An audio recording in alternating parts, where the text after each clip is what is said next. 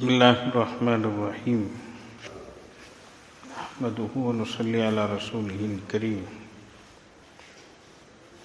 رضا الہی کے متلاشی مخلص بندے کی علامت یہ ہے کہ وہ اپنی نیکیوں کو دوسروں سے اس طرح چھپاتا ہے جیسے لوگ اپنے گناہوں کو دوسروں سے چھپاتے ہیں، کیونکہ وہ اللہ تعالیٰ کی رضا کے لیے کام کر رہا ہوتا ہے۔ ہمارے اکابر بھی نیک کام کر کے دوسروں سے چھپاتے ہیں اور وہ کسی کو بھی نہیں بتاتے تھے۔ اس کی بہت سی مثالیں ملتی ہیں۔ تو پرانے لوگ بولتے ہیں نیکی کر دریا میں ڈال کر کے، ویسے نیکی کرنے کے بعد اسے بھول جاؤ۔ حضرت سیدہ عائشہ صدیقہ رضی اللہ عنہ کا عمل یہ تھا کہ اگر کوئی سائل ان کے دروازے پر آتا تو اپنی خادمہ کے ہاتھ اس کو پیسے بھجوا دیتی اور دروازے پر آ کر خود سنتی کہ وہ کیا کہتا ہے۔ خادمہ کو بھی اس بات کا پتہ تھا۔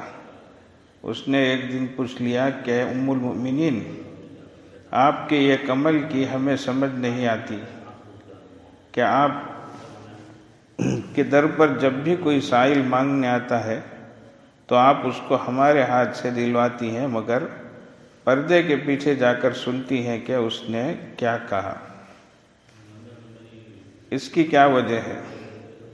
ام المؤمنین نے کہا کہ میں جانتی ہوں کہ وہ مجھے دعا دے رہا ہے، جو دعا مجھے دیتا ہے وہی دعا اس بندے کے لیے میں کر دیتی ہوں تاکہ میری دعا اس کی دعا کا بدلہ بن جائے، اور عمل کا اجر تو میں اپنے پروردگار سے چاہتی ہوں۔ سبحان اللہ، ان کو اس بات کا اتنا خیال ہوتا تھا کہ مجھے اپنے عمل کا بدلہ اللہ رب العزت سے ہی چاہیے۔ مسلمہ بن عبد الملک ایک حاکم تھا۔ ایک مرتبہ اس نے فوج کشی کی تو دشمنوں نے ایک قلعے کے اندر پناہ لے لی۔ مسلمانوں نے اس قلعے کا محاصرہ کر لیا۔ وہ محاصرہ کئی دن تک رہا۔ وہ لوگ اتنی مزاحمت کر رہے تھے کہ کوئی سبیل پیدا نہیں ہو رہی تھی۔ دشمنوں میں سے ایک بندہ ایسا تھا جو دیوار کے اوپر چڑھ کر نبی کریم صلی اللہ علیہ وسلم کی شان میں گستاخی کرتا اور گستاخانہ الفاظ کہتا تھا۔ مسلمان چاہتے تھے کہ ہم جلدی فتح کر لیں، لیکن جب یہ قریب جاتے تو وہ دشمن تیروں کی ایسی بارش برساتے کہ یہ پیچھے ہٹ جاتے۔ اللہ تعالیٰ کی شان دیکھیں کہ ایک دن ایک مسلمان نوجوان فوج کے ساتھ آگے گیا اور تیروں کی پرواہ کیے بغیر آگے بڑھتا رہا۔ تیر اس کے جسم میں چبھتے رہے، وہ فقط اپنا سر بچاتا رہا۔ بالآخر وہ تیروں کی بارش میں سے گزر کر دیوار کے ساتھ جا کر بیٹھ گیا۔ اب وہ ایسی جگہ پر بیٹھا تھا کہ جہاں تیر مارنے والوں کے تیر اس تک نہیں پہنچ سکتے تھے۔ وہاں سے اس نے دیوار توڑنا شروع کر دی۔ اس کو دیکھ کر کچھ اور مسلمان نوجوان بھی آگے چلے اور ان سب نے مل کر بالآخر اس دیوار میں نقب لگا دی۔ جب اس میں سے چند مسلمان نوجوان اندر داخل ہو گئے تو اللہ تعالیٰ نے وہ قلعہ فتح کر دیا۔ اب اس نوجوان کی بہادری پر پورا لشکر حیران تھا کہ اس نوجوان نے تیروں کی بارش میں جا کر پرواہ نہیں کی۔ یہ تیر پر تیر کھا رہا تھا، بالآخر اتنے بڑے کارنامے کا سبب بنا۔ ہر بندہ جاننا چاہتا تھا کہ یہ صاحب نقب کون ہے۔ جب قلعہ فتح ہو گیا تو ایک موقع پر سب لوگ اکٹھے تھے۔ اس وقت امیر لشکر نے کھڑے ہو کر کہا کہ میں صاحب نقب کو اللہ کا واسطہ دیتا ہوں کہ وہ میرے کہنے پر کھڑا ہو جائے، یعنی جو قلعے کے اندر داخل ہو کر جس نے دیوار کو سوراخ لگایا تھا، تاکہ میں جانوں کہ وہ کون ہے۔ جب اس نے یہ کہا تو ایک نوجوان کھڑا ہو گیا، اس نے اپنا چہرہ چھپایا ہوا تھا۔ وہ کہنے لگا، امیر المؤمنین، میں بھی آپ کو اللہ کا واسطہ دیتا ہوں کہ آپ نے مجھے کھڑا تو کر لیا، آپ میرا نام ہرگز نہ پوچھیے گا۔ چنانچہ امیر لشکر اس کا نام نہ پوچھ سکے، اور وہ پھر اسی طرح گم ہو گیا اور کسی کو پتہ ہی نہ چلا۔ امیر لشکر اس کے اس عمل سے اتنا خوش ہوئے کہ وہ دعا مانگا کرتے تھے، اے اللہ، قیامت کے دن میرا حشر بھی صاحب نقب کے ساتھ فرما دیجئے۔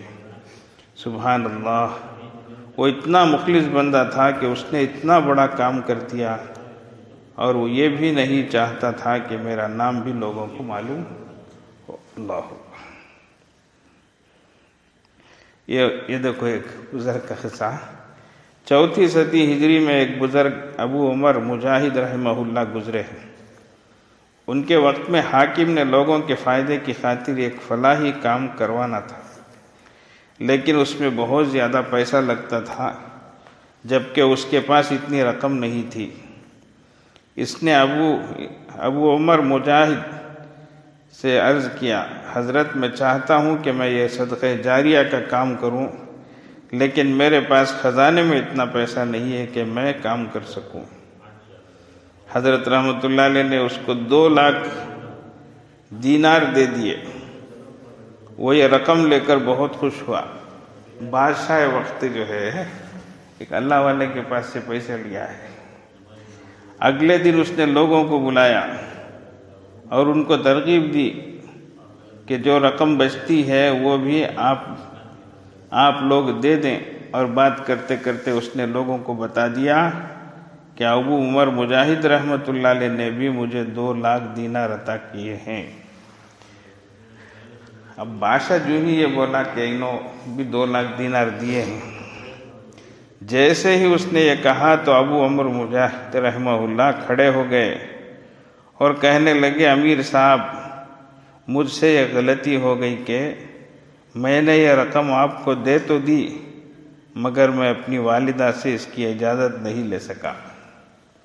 یہ ایک بات بنا دی تھی، اور میں سمجھتا ہوں کہ اگر ان سے اجازت لے لوں تو یہ زیادہ بہتر ہوگا، لہٰذا آپ میری رقم واپس کر دیجئے۔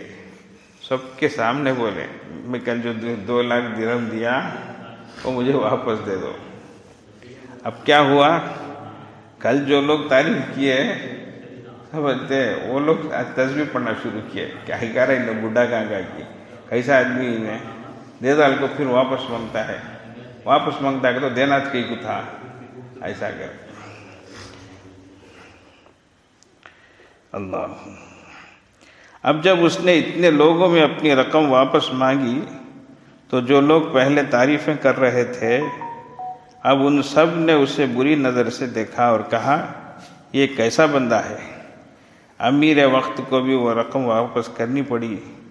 جب امیر وقت نے رقم واپس کر دی اور انہوں نے لے لی اور سب لوگ جب چلے گئے تو رات کے اندھیرے میں وہ رقم یعنی 2 لاکھ درہم لے کر دوبارہ آئے اور امیر سے کہنے لگے کہ آپ نے تو مجھے ذبح ہی کرنا تھا، مگر اللہ نے مجھے بچا لیا۔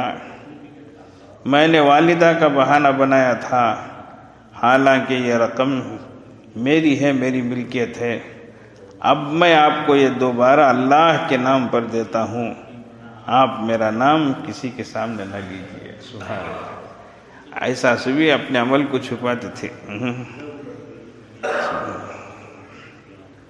سبحان اللہ، سبحان اللہ۔ اللہ تعالی ہمیں بھی ایسی اچھی صفات عطا فرمائے،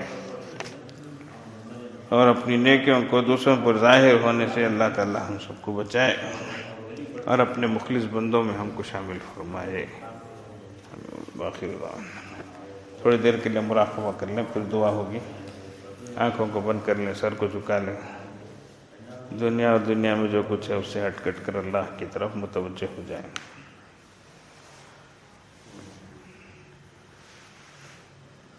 نیت یہ کریں، اللہ کی رحمت آ رہی ہے، دل میں سما رہی ہے، دل سے گناہوں کی ظلمت و سیاہی دور ہو رہی ہے اور دل کہہ رہا ہے اللہ اللہ اللہ۔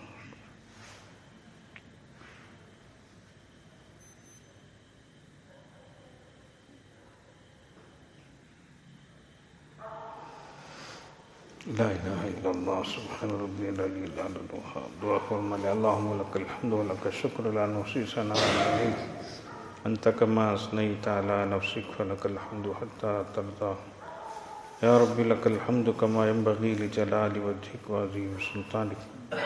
اللہم صلی صلاة کاملة وسلم سلاما تاما علی سیدنا محمد الذی تنحل به العقد وتنفرج به الكرب وتقضى به الحوائج وتنال به الرغائب ويستسقى الغمام بوجهه الكريم وعلى آله وصحبه في كل لمحة ونفس بعدد كل معلوم لك۔ ربنا ظلمنا أنفسنا وإن لم تغفر لنا وترحمنا لنكونن من الخاسرين۔ ربنا لا تؤاخذنا إن نسينا أو أخطأنا ربنا ولا تحمل علينا إصرا كما حملته على الذين من قبلنا ربنا ولا تحملنا ما لا طاقة لنا به واعف عنا واعف عنا واعف عنا واغفر لنا وارحمنا أنت مولانا وانصرنا على القوم الكافرين۔ ربنا آتنا في الدنيا حسنة وفي الآخرة حسنة وقنا عذاب النار۔ ربنا هب لنا من أزواجنا وذرياتنا قرة أعين واجعلنا للمتقين إماما۔ اے اللہ ہمارے گناہوں کو معاف فرما، ہماری خطاؤں لغزشوں کو درگزر فرما۔ اللہ ہماری ٹوٹی بوٹی نیکیوں کو قبول فرما۔ اللہ ہمارے عیبوں کی پردہ پوشی فرما۔ اللہ ہماری لاپرواہی کو، کوتاہی کو، اے اللہ ناشکری کو، ناقدری کو، اے اللہ سب کو معاف فرما دیجیے۔ اللہ آپ نے بہت معاف کیا ہے، اللہ پھر بھی معاف فرما دیجیے۔ اللہ دیر رات ہوئی ہے، اللہ لوگوں نے اپنے در بند کر لیے ہیں اللہ، مگر آپ نے اللہ اپنے رحمت کے مغفرت کے دروازوں کو کھولا ہے۔ اللہ ہم سب کی مغفرت فرمائیے، اللہ ہم سب کی بخشش کے فیصلے فرمائیے۔ اللہ ہمیں بھی معاف فرمائیے، ہمارے والدین کو معاف فرمائیے۔ اللہ ہمارے بھائی بہنوں کو معاف فرمائیے، ہمارے بیوی بچوں کو معاف فرمائیے، ہمارے بڑوں کو، ہمارے چھوٹوں کو، ہمارے مردوں کو، ہماری عورتوں کو، ہمارے خیش و اقارب کو، ہمارے رشتہ داروں کو، ہمارے دوست احباب کو، اللہ سب کو معاف فرمائیے۔ اللہ سب کو معاف فرمائیے۔ اللہ بہت سے لوگوں نے دعاؤں کے لیے کہا ہے، اللہ ان کی جائز مرادوں کو پوری فرمائیے۔ اللہ جن کا حق ہے، جو متوقع ہیں، اے اللہ سب کی جائز مرادوں کو پوری فرمائیے۔ اللہ ہم سب کی سب سے بڑی ضرورت ہماری ہدایت ہے، ہمیں عطا فرمائیے۔ اللہ ہم سب سے بڑی ضرورت ہماری مغفرت ہے، اللہ فرما دیجیے۔ اللہ رحم فرما دیجیے۔ اللہ ہے اللہ 15 دن رمضان کے نکل گئے، اللہ ہم سے بڑی کوتاہیاں، لاپرواہیاں، ناقدریاں ہوئی ہیں، اللہ معاف فرما دیجیے۔ اللہ بقیہ دنوں کی قدردانی کی توفیق عطا فرمائیے۔ اللہ